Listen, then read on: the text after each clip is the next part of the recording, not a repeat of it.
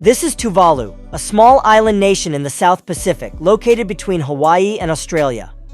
The country consists of 9 coral atolls, with a total land area of just around 26 square kilometers, making it the 4th smallest country in the world following Vatican City, Monaco, and Nauru.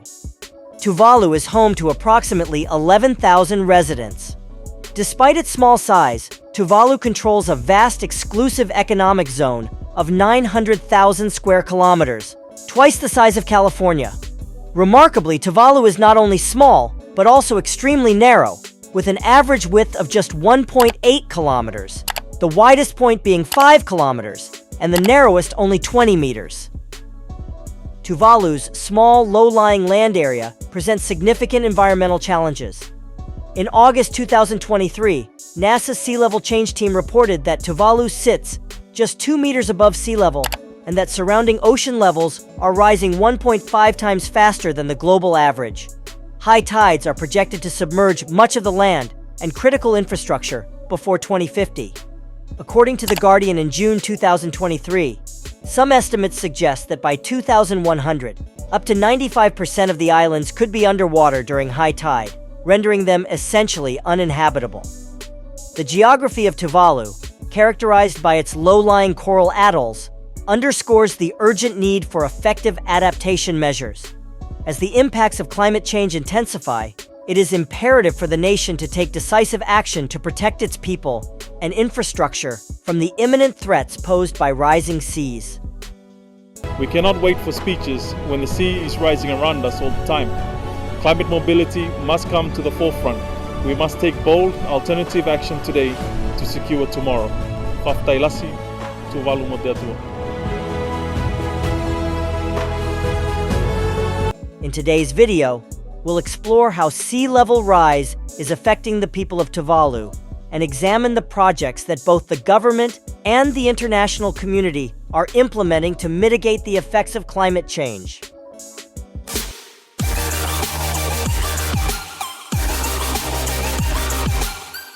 Stay or leave. In Tuvalu, land is collectively owned and passed down through generations. The people here bury their ancestors in graves beside their homes.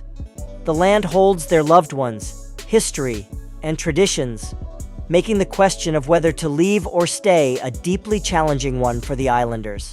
Some Tuvaluans are considering leaving for safer ground, but most are determined to remain.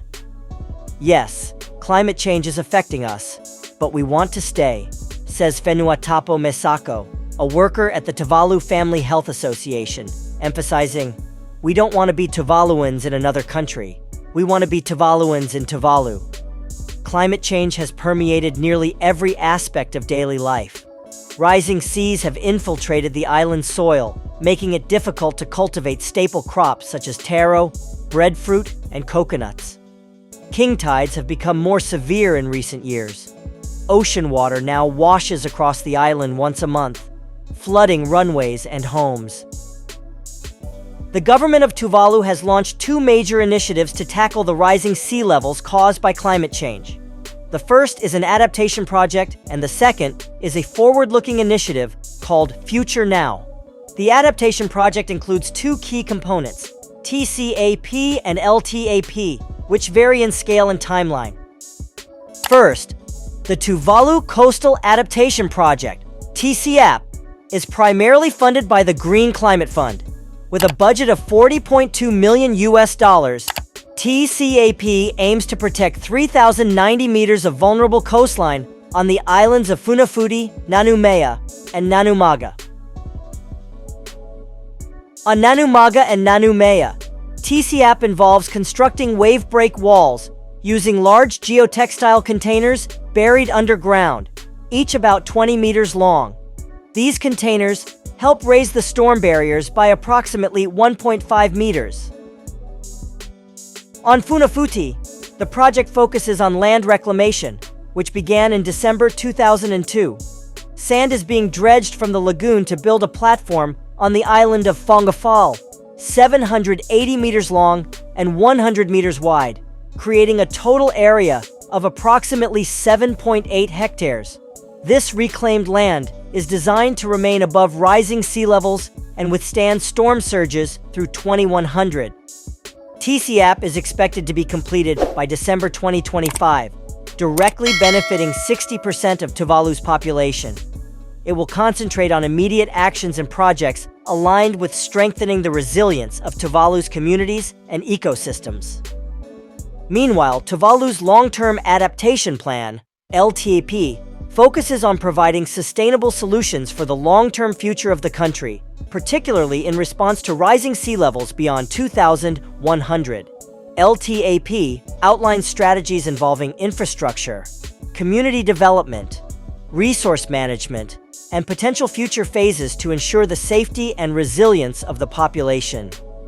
To improve transport and connectivity, LTAP includes the establishment of safe maritime and airport facilities, along with a proactive approach to relocating people and infrastructure to adapt to changing conditions. Community development is central to the plan, designating areas for food production and creating commercial markets to support the local economy. LTAP also highlights the importance of recreational spaces, such as parks and sports fields, to promote healthy lifestyles and community engagement. Furthermore, the plan aims to enhance access to essential services, including healthcare and education. The second phase of the plan involves raising the original island's elevation after successful community relocation. This phase includes sustainable land reclamation, using lagoon sediment, landscaping, and replanting vegetation to restore ecological functions. If these efforts fail to keep this South Pacific nation above sea level, another initiative will come into play. Tuvalu's foreign minister, Simon Kofi, who we mentioned earlier in the video, has spearheaded the Future Now project, which aims to transform Tuvalu into the world's first digital nation without physical land. Under this plan, should Tuvalu be submerged due to climate change, the country would continue to exist digitally. This includes the preservation of documents, culture, identity, and even 3D simulations of the islands using advanced technologies like cloud storage, 3D modeling, and blockchain.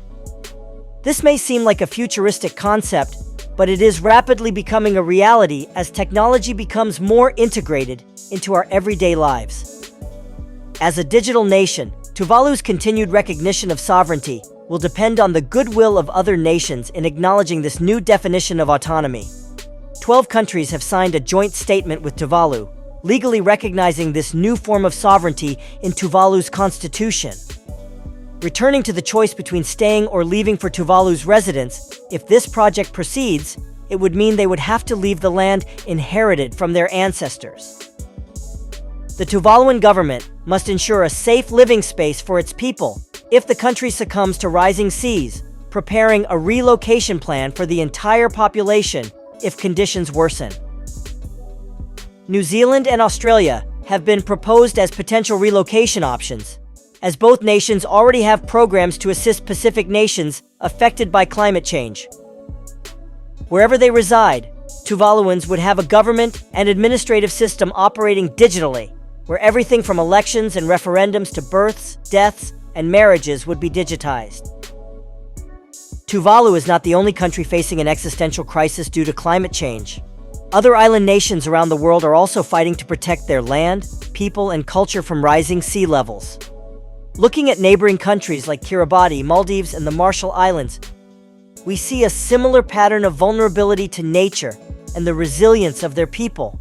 For the people of Tuvalu, looking at their neighbors, they know that the battle against climate change cannot be fought alone. Only through international solidarity, with strong commitments from developed nations, can there be hope for a more sustainable future for island nations around the world. The story of Tuvalu is a powerful reminder of the urgency with which we must confront climate change.